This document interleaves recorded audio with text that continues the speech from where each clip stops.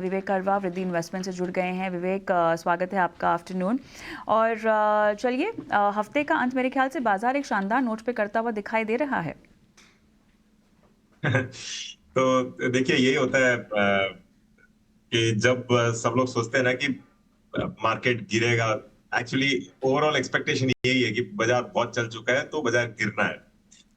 तो बाजार किसी की नहीं सुनता है, यही हकीकत है। और जब सब लोग सोचते हैं कि बाजार गिरेगा, वो नहीं गिरने वाला है।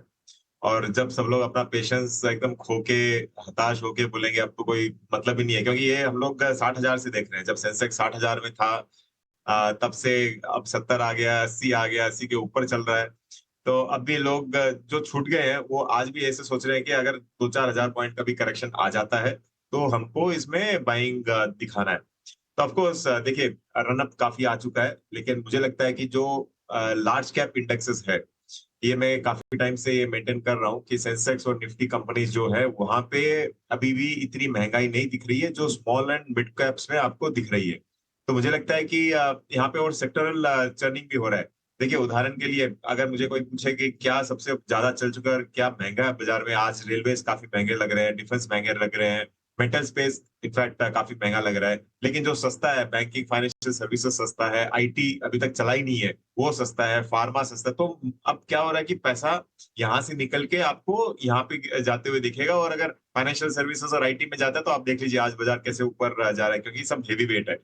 तो ये चर्निंग मेरे हिसाब से जारी रहेगा। आप बहुत बड़ी गिरावट की उम्मीद नहीं रखो, अनलेस एंड अदरवाइज कोई बहुत बड़ा नेगेटिव न्यूज आता है। लेकिन अगर जो आज सिचुएशन है, ये बजट तक ऐसे ही चल सकता पॉसिबिलिटी, और बजट देख के फिर लोग निश्चय करेंगे कि अब सच्ची में बेचना है या फिर स्टे इन्वेस्टेड रहना है।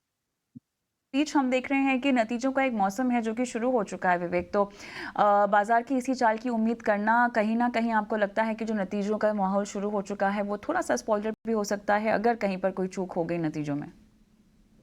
देखिए बहुत बड़ी चूक मुझे नहीं लगती है कि होने वाली है, क्योंकि स्पेसिफिकली आप अगर एडवांस टैक्स का नंबर्स देखो और जो जीएसटी के नंबर्स आ रहे हैं, सबको मालूम है कि मॉनसून वाला क्वार्टर थोड़ा सा डल रहता है, तो वो ऑलरेडी बाजार को मालूम है और फैक्टर्ड इन है। लेकिन आप ओवरऑल एडवांस टैक्स नंबर्स देख लीजिए, जो क्वार्टरली पेमेंट होता है, और जो अब income tax numbers, final numbers भी लास्ट ईयर के आने लग जाएंगे। तो वहां पे आपको कोई स्लो डाउन नहीं दिख रहा है। इनफैक्ट एडवांस टैक्स नंबर्स बहुत स्ट्रांग थे, करीबन 28-1%, अगर मुझे नंबर सही में ध्यान है तो 28-1% अप था पिछले साल के मुकाबले। तो ये दिखा रहा है कि अर्निंग्स ठीक ठाक आएंगे, और बहुत ज्यादा हताश करने वाले या निराश करने वाले नंबर्स नहीं आने वाले। हाँ, जिस जिस सेक्टर में या फिर कोई स्पेसिफिक कंपनी में सही में अगर खराब नंबर्स आते हैं, तो वहां पे आपको जो पनिशमेंट है, जो मतलब बाजार माफ नहीं करने वाला, वहां पे आपको अच्छी खासी पिटाई देखने को मिलेगी। लेकिन ओवरऑल मुझे लग रहा है कि बहुत ज्यादा नेगेटिव मैं तो एक्सपेक्ट ही नहीं कर रहा हूँ। इनफैक्ट मॉडरेट टू पॉजिटिव ही एक्सपेक्ट कर रहा हूँ। व्यू, इस सेक्टर पर व्यू तो खैर बहुत ही बढ़िया है। हमने अच्छा खासा रन अप भी इतना आप देखा हुआ है। सवाल मेरा यहाँ पर ये है कि अब वैल्यूएशंस के लिहाज से अब ये कितना अट्रैक्टिव रह गया है? क्या और भी लेग रूम है?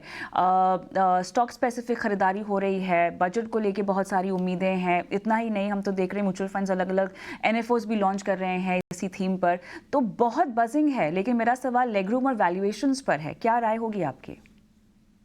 देखिए कविता, स्पेसिफिक बाई या सेल तो नहीं बोलूंगा, लेकिन जो डिफेंस पे आज के दिन व्यू है, ये बाजार का बहुत ही ज्यादा पॉजिटिव होकर रखा है, क्योंकि ये एक एक्सपेक्टेशन है कि बजट में भी आपको काफी एक्टिविटी इधर देखने को मिलेगी।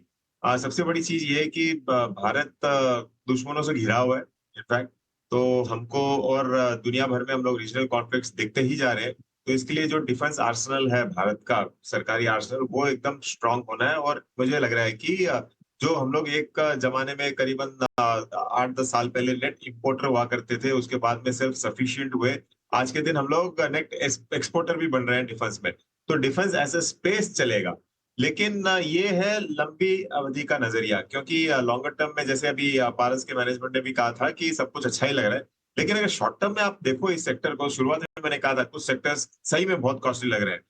हाँ, उधर पॉजिटिव ट्रेंड होने की उम्मीद है, लेकिन जो वैल्यूएशंस आज ज्यादातर ये स्टॉक्स चल रहे हैं, आप समझ लीजिए कि 150 पी से लेके आपको 250 पी के बीच में ये सारे के सारे स्टॉक्स चल रहे हैं। और जो ऑर्डर बुक इनका है ज्यादातर कंपनीज का, और ये order book in fact stock price आपको अगले 3 साल के अर्निंग्स का भी फैक्टर इन कर रहा है।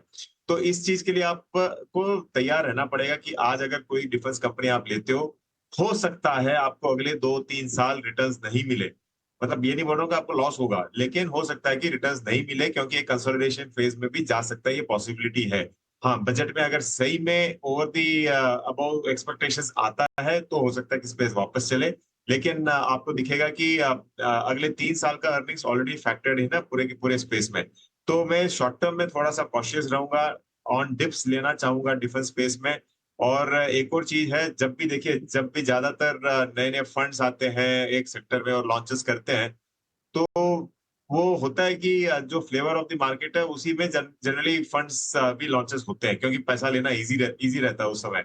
तो इसके लिए वो भी एक आपको एक रेड फ्लैग समझ लीजिए। तो थोड़ा सा ध्यान से रहो आप शॉर्ट टर्म के लिए। हाँ, लंबी अवधि में आपको अगर डिप्स मिले यहाँ से 20-25% का अगर करेक्शन मिले कहीं पे भी, तो बहुत अच्छा लग रहा है स्टॉक्स सारे। राइट, चलिए तो शॉर्ट टर्म में थोड़ा सा कॉशियस रहना होगा, लेकिन हाँ लंबी अवधि के लिए आप डिप्स में खरीदारी कर सकते हैं इस पूरे सेक्टर में। बहुत बढ़िया मोमेंटम बनता हुआ विवेक के मुताबिक। और इसी के साथ इस शो